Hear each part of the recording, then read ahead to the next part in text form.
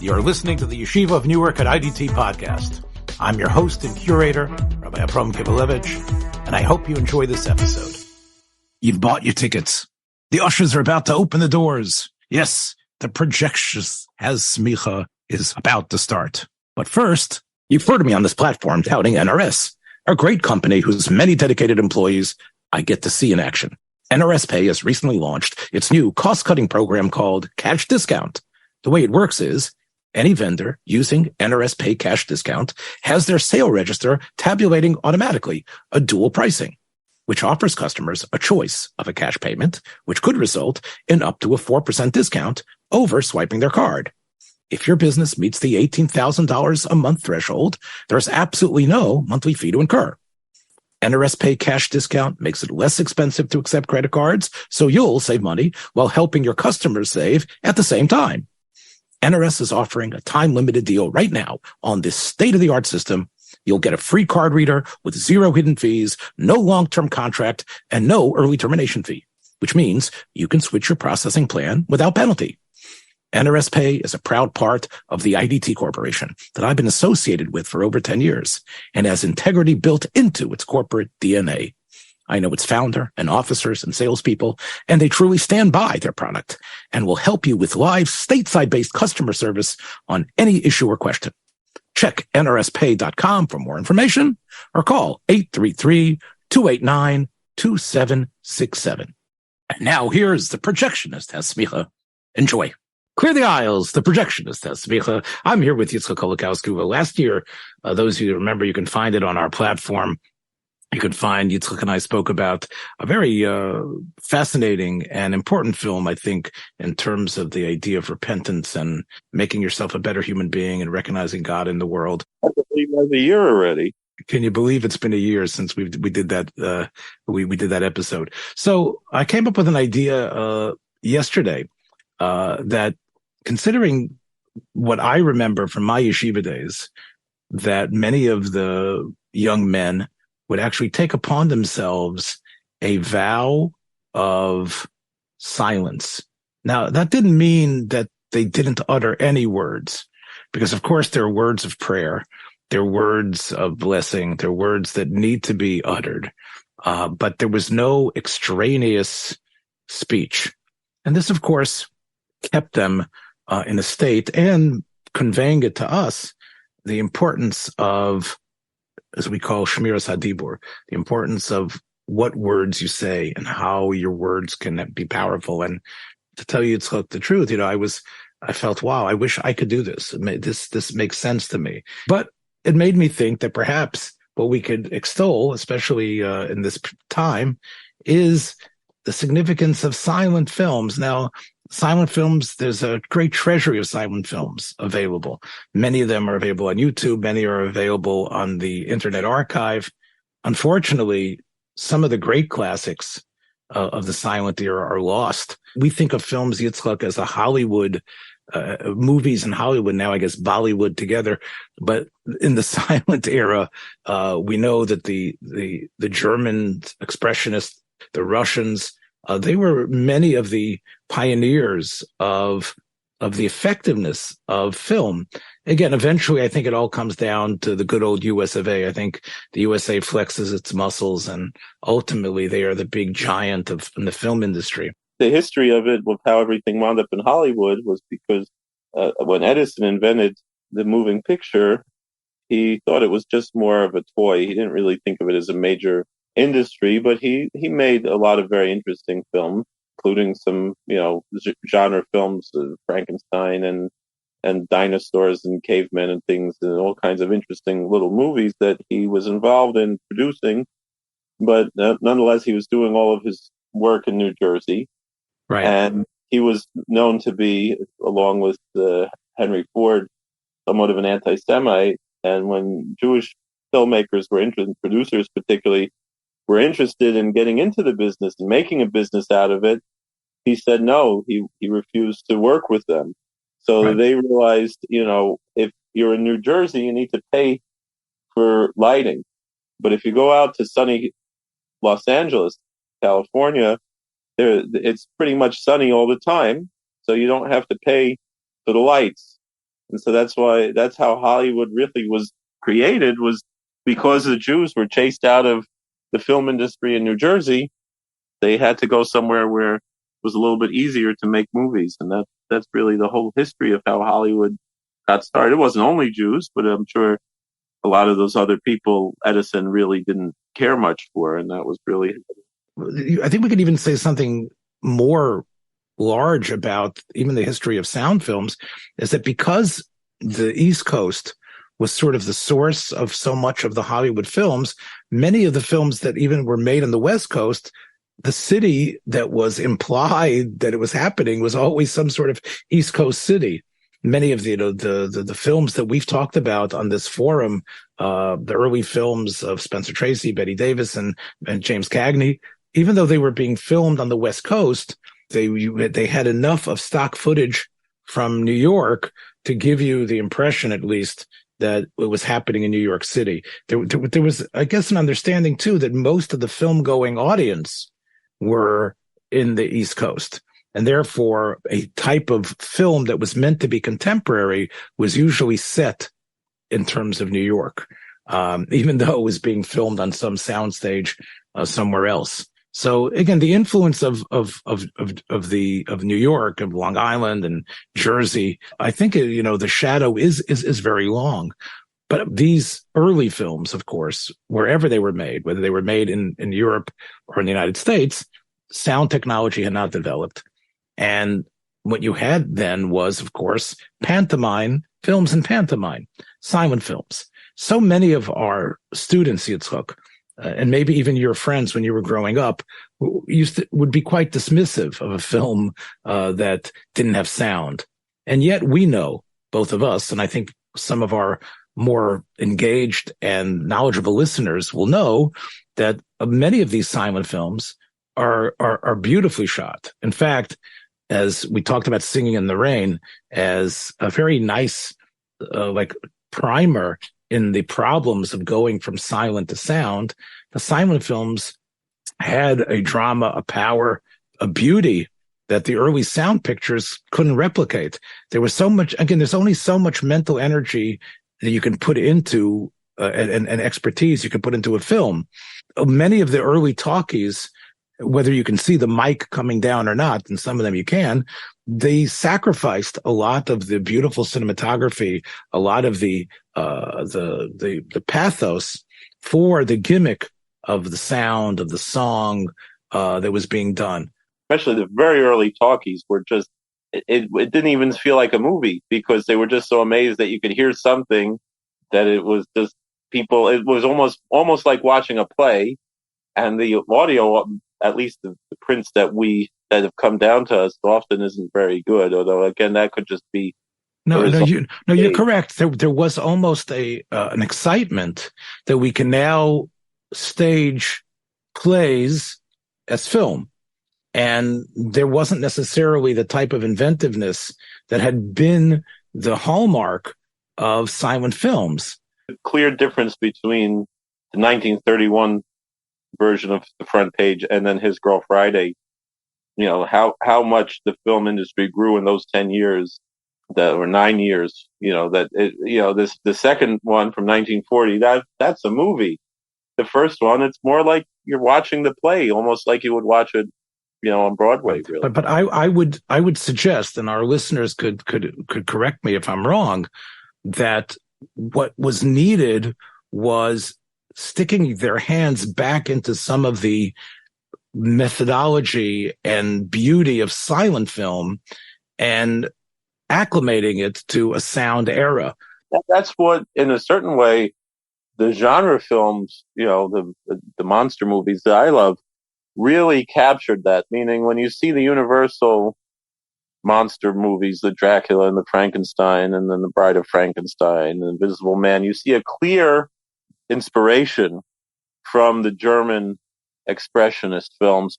And of course, this is really why sound films became works of art. They became works of art when they were able to distill and push outward the umnius, as we would say, the expertise that was developed from silent films. Yes, silent films in many ways were unreal. There was a certain pantomime mime aspect of it because, you had to be overexpressive in order to convey. You couldn't have the title cards constantly being hurled at you in a way that would be distracting to the viewer. So in between the title cards that were essential, there was a lot of body movement that I think later generations would find, like, what are they doing? Are they playing charades? Like, why, why are they doing that? And of course, this was necessary because they understood, you can't have everything written out. And I think that's why many times you'll see in silent films, the credits, the title cards are a very important part of the credits to figure out where we're going to actually, in a way, stop the viewer and show him the words that were being said. It's fascinating because you had those two medium. You had the silent film that was pictures without sound, and you had the radio dramas, which were sound without pictures, and both brought you into a world of imagination that a full sound television or film or television show really doesn't have that same quality of you have to use your imagination to fill in the missing pieces the way either a silent film has with the lack of sound or a radio drama has with the lack of pictures. No, that's an interesting point, Yitzchak, that they are. I think radio aficionados would want to crown radio as the ultimate successor to novels. It made the most demands from the audience, imagining. However, I don't think radio dramas can last as symbols of beauty. There are scenes, and you could just even look at the stills from some of these lost classics of the silent era, and you can see how powerful they are. Again, like Da Vinci's Mona Lisa or Michelangelo's paintings, the silent films, because of their image quality, really, in a way, I think resonate even deeper than the recordings of a radio film. Oh, Orson Welles was a master in both. When he took obviously he was in the sound era of film, right? But there's no question about Citizen Kane. I know where you're going with this, Yitzchak, and I'm sorry for interrupting you, but I agree with you. The Mercury Theater started off, of course, as a radio theater, and it was as beautiful, as a narrative story as a work of fine music. The masterful way that Wells was able to, he expressed himself equally in picture and in sound without picture. If you listen to the War of the Worlds, you feel like you're there right. Well, again, a lot of it is the inventiveness of the sound effects. He had his finger on the pulse of society, and the idea of using the H.G. Wells story and distilling it as news reports, that was the stroke of genius. It was a genre that existed, actually. There was another show in the CBS show as well called You Are There, where they presented events from history as news reports. I remember that. I remember that show. And they did it on television as well, but the radio versions were quite interesting. Right. But again, part of what, the War of the Worlds was that I don't know how many people were really fooled into it, but it was done. I think they exaggerated it more than, in the news, because my understanding was more people were listening to Edgar Bergen that night than were listening to Orson Welles. Yes, but again, your point is well taken. Wells, the genius of Orson Welles, can always be extolled. And we talk about Citizen Kane, why it was the number one film of all time. I think he took some of that silent film classic imagery and really pushed it. So much of it was the camera angles, was being able to see things in ways that were so unique. I mean, just, seeing Charles Foster Kane's nurses and attendees in the reflection of the broken snow globe, right there in the beginning of the film. That itself, and again, I think really, we're going a little bit far afield, but I think what we need to say is that Wells knew how to mine the treasures of the silent era, and he knew how to intertwine them. And he didn't have Netflix, he didn't have a VCR, and he was in his 20s. So that means that he saw most of these silent films when he was probably less than 9 years old.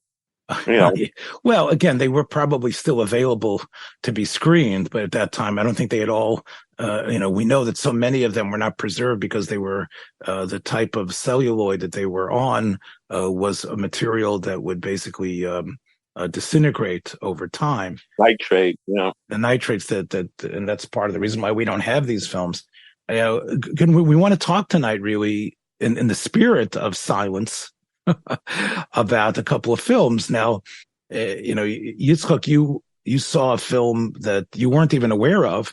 It's called Tekias Khaf, and it seems to be based on probably some Yiddish plays that were popular in the latter part of the 19th and early 20th century, and some Polish Yidden got into it the same way the Germans and the Russians got into it. There was a movement. Hey, look, we have a thriving Yiddish cultural life, and I don't know exactly, where they got their actors from, but you saw this film right before we started recording, and it is it's quite a Yiddish story about. It's almost 100 years old, from 1924. Why don't you give us a quick recap of what the film is and why you think it might be worthwhile for our audience during the Yemei of Tshuva to perhaps watch this film? I mean, it's a shtickle of a Musar story. It's presented mostly, there are one or two scenes that maybe break some Gidrei Tznius somewhat, but for the most part, it's a story that's a frum story with a moral.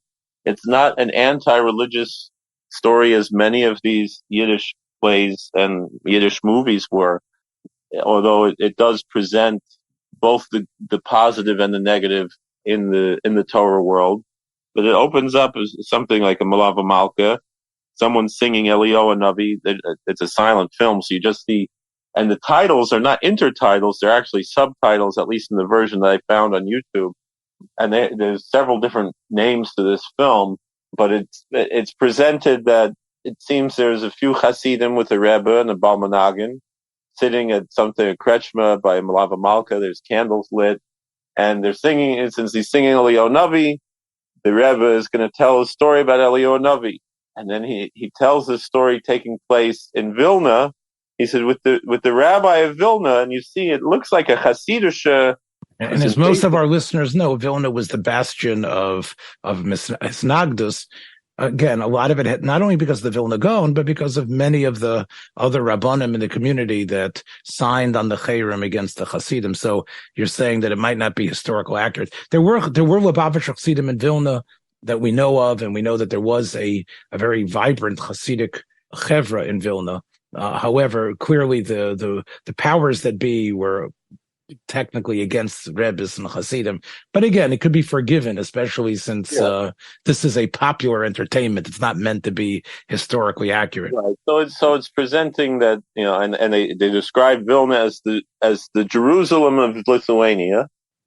Which was the way it was called, yes. Yeah, and it's actually very beautifully filmed. That's the thing. Going back to this idea of how silent film is art, this is an extremely beautifully filmed movie. It definitely looks more visually stunning than I'm thinking of, particularly the 1937 Long Island production of Tevye, which I adore that movie. It's a nice, fun little Yiddish movie, but this is much more visually stunning. A lot of special effects.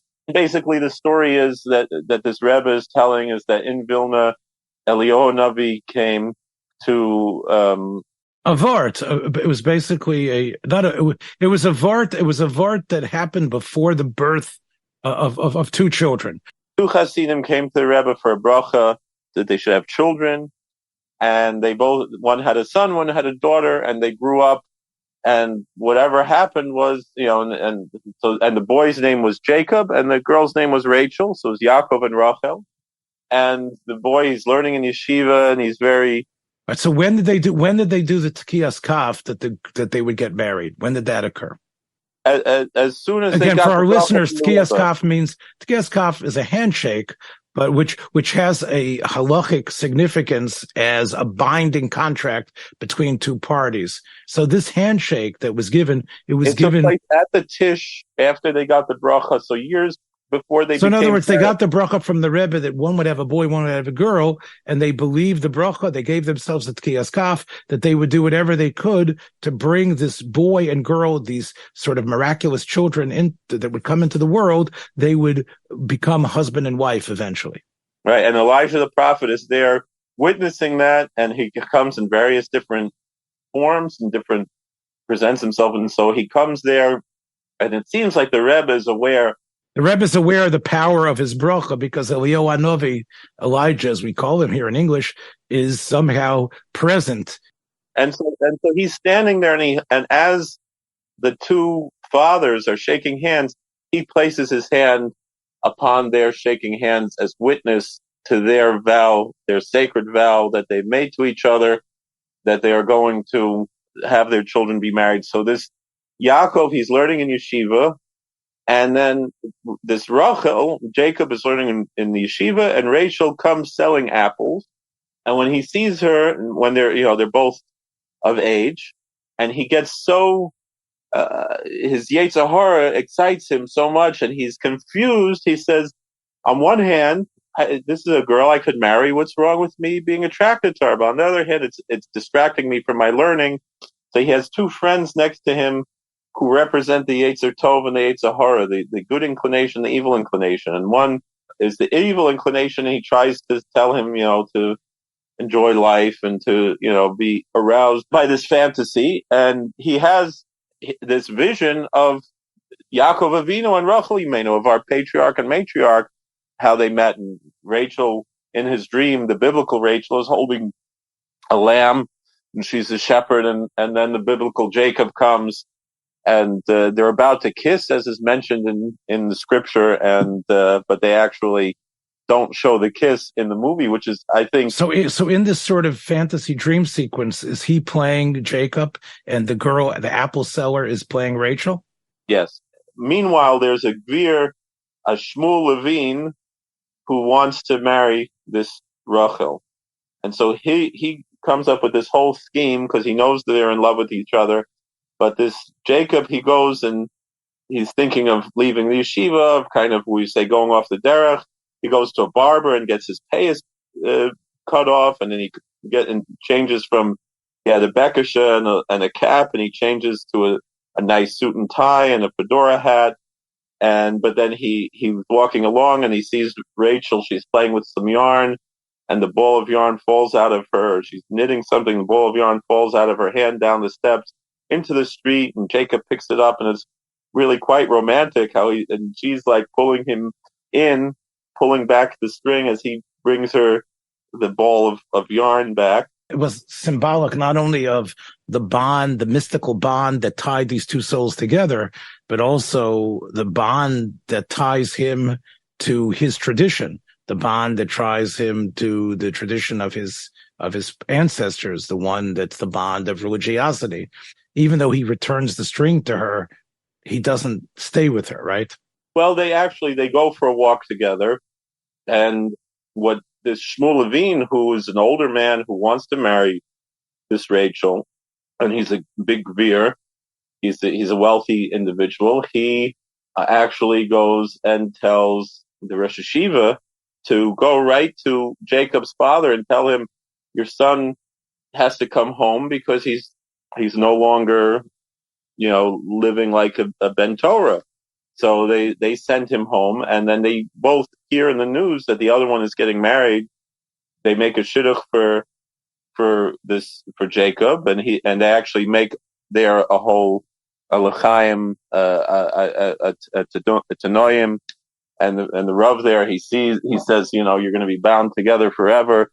And the Eliyahu Navi is very upset at this, and all of a sudden, Yaakov's father just has bad mazel. Everything goes wrong. So basically, even though the parents of Jacob and Rachel had this incredible mystical experience with the Rebbe, that was forgotten as the children grew up, and people forget the vows. People forget that the deals that they make. People forget the commitments that they make, and it has ramifications not only for them but for their children. So I assume, again, just to push this narrative forward, that all sorts of troubles beset Jacob and Rachel and their parents, and Jacob's parents and Rachel's parent, because they have not kept the vow of these two being together. Do the star-crossed lovers finally get together with Eliyahu Navi's help? Yes. I mean, that's a spoiler. Yes. There's a spoiler. Yes, they eventually. I just spoiled it for everyone.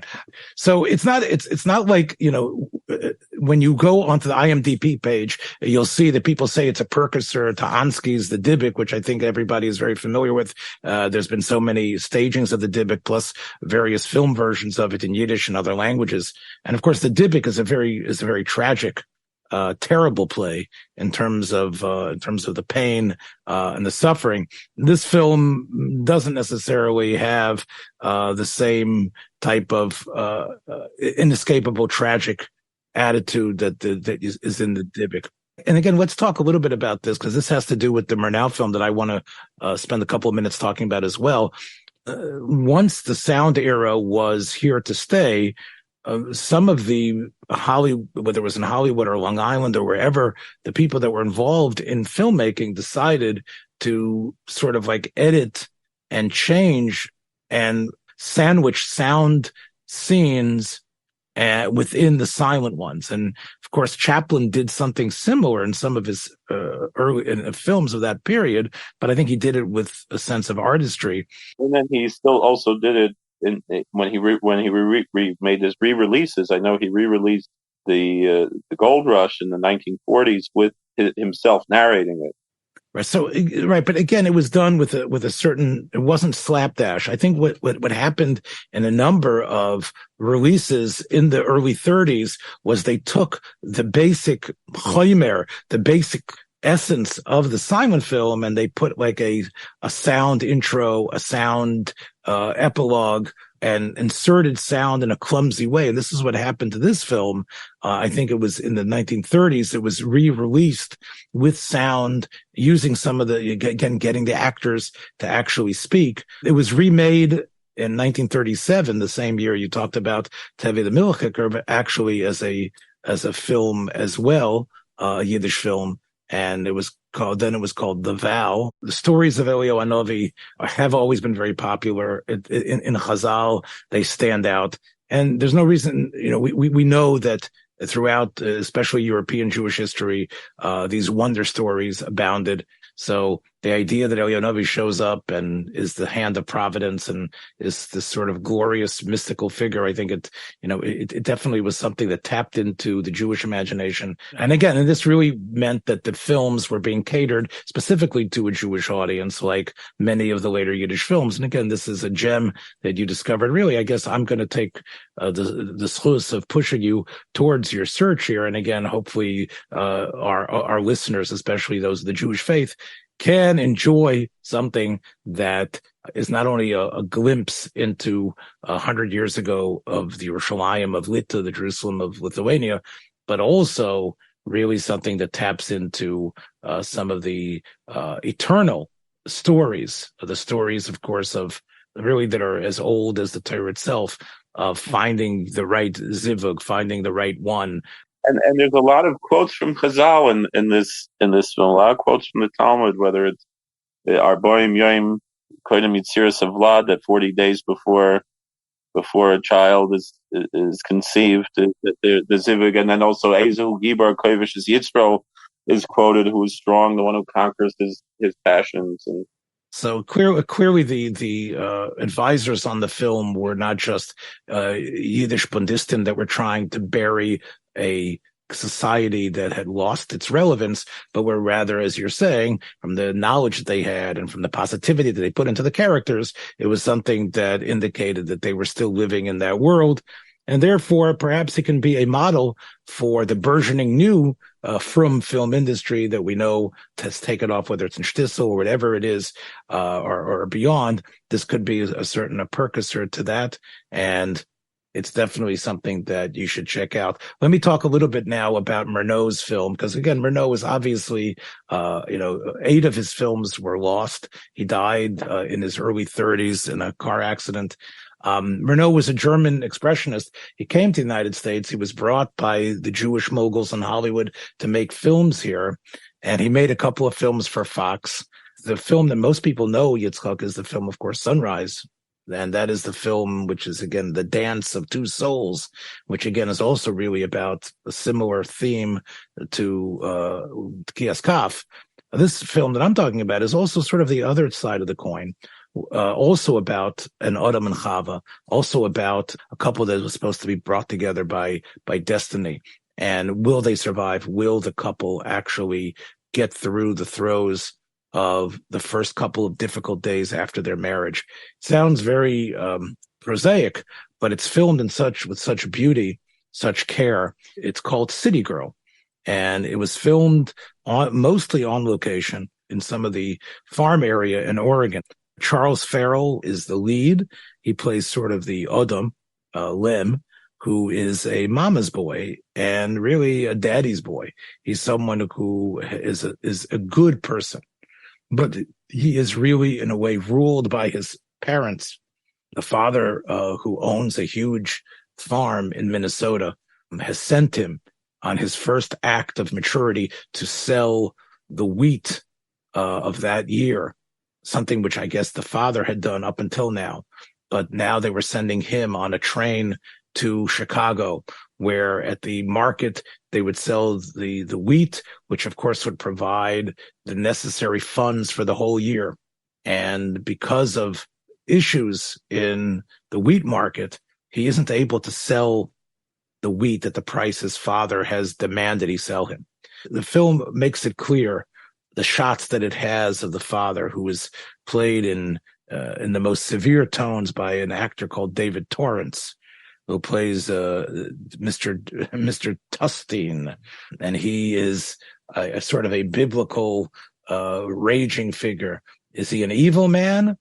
Clearly, the strict way that he has raised his child, the toughness that he has in terms of surviving, really makes you think that perhaps the cost that is taken for taming the prairie is a severe one.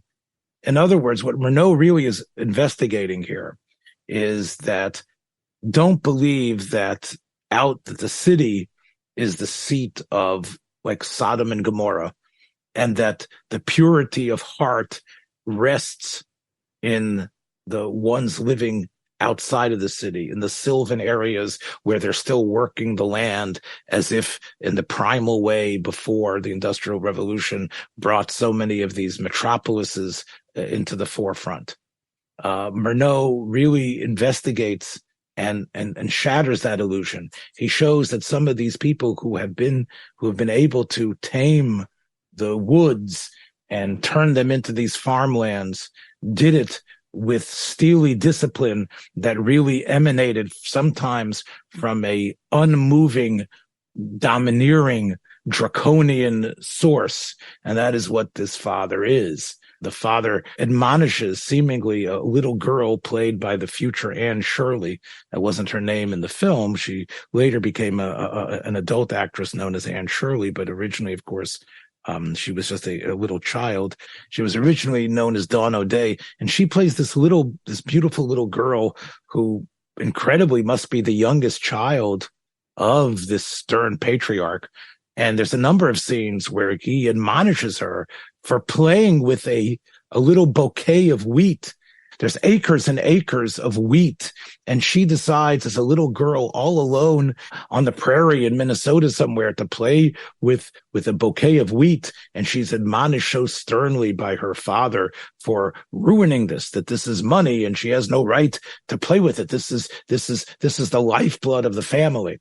So really what Murnau is saying is that even though, you would say the city is where all the sort of evil gangsterism was going on. Remember, it's Chicago in 1930, that perhaps things on the prairie, things out there, things outside of the city aren't necessarily that much more holy.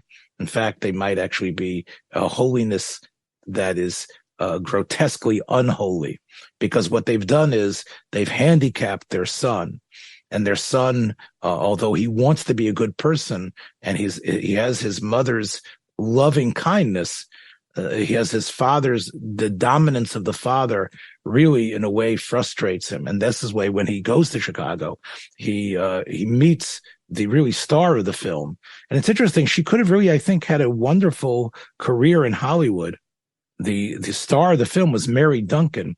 Mary Duncan stopped making films in 1933. 3 years later, but she was obviously very attractive, striking brunette, and she married Stephen Sanford, who owned the Sanford Carpet Company. They moved to Palm Beach, Florida, and it was there that they were sort of this extremely wealthy couple that was hobnobbed with the Kennedys and others. So she left film. She didn't make a film afterwards, but during this silent era, people thought that she could be a major, major star. And she definitely shows her acting chops in this film. She is this waitress who basically is in a diner right near Union Station in Chicago. And she's constantly being called upon to serve these grubby men and their needs. Some of them are very fresh. They come on to her. It's very hot. And she dreams of escaping. She has, and I think this is Murnau's brilliance, the imagery that represents her is a caged mechanical bird. And I've seen some of these, and I'm sure you could probably find them in antique shops where you couldn't afford a real bird, but this is a bird that, you wind up and the bird sings and acts basically and moves its head like a real bird inside of a cage. And this, in a way, represents Kate, the waitress, Mary Duncan's part. She's in a mechanized world, a mechanized society that America has produced, the ultimate city, Chicago, the ultimate American city. And she dreams of escaping. Now, when she finds Lem and comes to the diner in order to just get some breakfast or lunch, she's drawn to him. And I don't think any film has ever done a cuter type of rom-com, a type of cute meeting. It's been replicated hundreds and hundreds of times, but here was Murnau really capturing it. And there's a sweetness. You really like this couple, and you recognize that although they seem to come from opposite worlds, you can see that there is an actual connection. It's so hard for films when they talk about love at first sight. There's a lot of camera tricks and a lot of ridiculous, ways that, and most of them lascivious. But here you actually see that she sees within Lem a kindness, a sweetness, a sense of pristine honesty that she's been looking for. And she has that honesty as well. She's a tough girl. She has to be tough, but she's not a bitter, angry one yet. Well, when she realizes that Lem is leaving, and there's a great scene as he's going to catch the train and they're out looking for each other, somehow, he pops the question. He's only known her for a day, but they decide to get married. When he sends the telegram home, the father realizes what has occurred, says, there's no way she's a good girl. A good girl would never marry someone so quickly. she's obviously a gold digger, and he's assuming that his son has been caught up into the demons of the big city, and this girl is a representative of it, and he is going to tell her off when she comes. There's a beautiful scene when they arrive, running from where the train station lets them off, and Murnau shows you the great expanse of this farm and how they're running and wiping the dirt off of each other, frolicking on their way to, and she seems to be someone who's an orphan. She doesn't have parents, and she's going to be brought into, finally have a family. She's going to live as a farm girl, and Murnau, although she gets a beautiful, loving embrace from Lem's mother, who is played by Edith York, the father, Mr. J.L. Tustine, is abusive to her. There's a shocking scene where he immediately talks to her. First of all, of course, he dresses down the son for not getting the price. And even though the son tries to explain to him that the price of wheat has plummeted and he was trying to save whatever he could, he blames him for being rash and not waiting for the price to go back up again. And also not waiting and getting involved, of course, which is really a metaphor for not waiting and getting involved with this woman. And when he talks to her privately, he tells her that how much he realizes that she is just out for this money, and that he tells her to go home. He tells her to leave. He tells her she's not welcome. He becomes physically abusive to her. He hits her. And as he has her in his hands, Kate, Mary Duncan, reacts with an incredible shot of biting his hand. And it goes really from bad to worse when the harvesters come. First of all, they are, these fellows we've talked about in films that were done in the late 50s, where the Western yahoos were revealed as being lascivious, basically grub people who basically all they had was sex on their mind, sex and violence. We talked about that in films that were made, these revisionist Westerns. Well, Murnau was doing that in 1930. These farmhands are all revealed to be a primitive, ugly people. They can't hide their glee at the fact that there's a woman, a beautiful new woman who's come. And when they realize that there's some marital discord going on, because Lem, after Kate tells Lem that his father has hurt her, his father has hit her, for a minute, he feels he has to go to his father.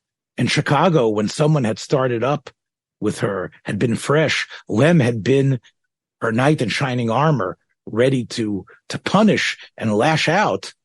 But here, where it was his father, Lem felt that there's nothing he could do. And he tries to explain to Kate that he cannot approach his father aggressively. And from there, you see that Kate goes into the room that's been afforded her and locks the door. She won't sleep with him. She won't have him. She tells the father when they have the fight that she'll make a man of him, that she'll fight for him, something that Lem has to understand himself. So when Lem is sort of exiled from the little bedroom that indicates the bliss and the physical relationship that he might have with her, he ends up staying with these harvesters up in the annex, up in the attic of this little house. And of course, they have a fun time needling him and submitting him to derision for not being able to even have this woman that he's brought home. And the leader of the farmhands decides he is going to muscle in, that he's going to have her. And he becomes this, even another snake in Gan Eden, as he's going to try to worm his way in. She does try to help these farmhands. She goes out with her sister-in-law and tries to do what she did as a waitress. She goes to feed them and Murnau does a great job, almost like a documentarian, showing you how wheat is harvested. Well, she goes out in the hot sun and does what she did in Chicago. She becomes the purveyor of the food for these hungry men. And, once again, what happens in this dynamic? What happens in this dynamic is that men want to take advantage. The men who come close to her want to take, and they take, one of the trinkets that was given to her earlier by Lem is stolen from her. And this becomes a sign that perhaps she's been unfaithful to him, because she allowed this token of their original love relationship to be in the hands of some stranger. And of course, as I said, the leader, whose name is Mac, played by this very large character actor, Richard Alexander. Again, this might be one of his best film roles, because you can see him trying to take advantage, and he's going to blackmail her, because what he's going to do is, it turns out that these harvesters who have to bring the wheat in, because remember, Lem has already sold the wheat. He sold it for less than the father wanted, but now all the wheat has to be put has to be taken to the granary and put into the containers in order to be picked up by the people from Chicago. So it has to be brought in. And it turns out, because there's a hailstorm coming that he reads about, that the wheat needs to be gathered that night. And Mac, played by Richard Alexander, says that he is going to lead a mutiny against them. He's going to say all the harvesters are going to leave. None of that is going to happen. And he forces Kate to come with him. He says, "You're going to have to come with me. Or if not, I'm going to say that it's your fault. You're the one who wants to run away with me. And you're the one who told me to ruin the chances of this farm to have, to continue its existence." So talk about a nightmare. It really is it starts off as this, this pristine picture of life. It's definitely a much more sophisticated and highbrow film than the one I recommended. No. I again, I'm not trying to overwhelm you. I'm trying to say it's and its power is incredible, considering the fact that you don't hear one spoken word, right? There is a beautiful scene in the beginning as she's coming to the farm, Yitzchak, where she brings her mechanized bird, and her new sister-in-law and mother have never seen this, and a cat arrives, and Murnau has a cat coming, and of course the cat, a close-up of the cat trying to sort of like push its paws into this mechanized bird. And that image that for 5 or 10 seconds on the screen is really so much a symbol of what this girl is going through. Here she is this mechanized bird. She's surrounded by, this type of danger that's around her. And really what needs to happen and what does happen is that Lem is able to develop a backbone, a spine. He is able, when he realizes that he's going to lose Kate. The father is such a insidious personality that when he sees Kate bandaging Mac's hand after it was cut by one of the shredders, he assumes the worst and assumes that they are lovers having a liaison. And he goes and tells his son that this girl that he's brought back is worthless and she's already planning to run away. I think I've told a lot of the story already, but I think the greatness really of both of these films is that you have so much plot, so much story done in a little bit over an hour without one word of dialogue being heard by its listeners. And I think that is something that we need to take to heart, the precious gift of speech that we have, whether it's a morality play like keeping true to your promises, which is in Tekias Khaf, or whether it's really not being taken hostage by an illusory sense of the world, like I think Murnau's City Girl.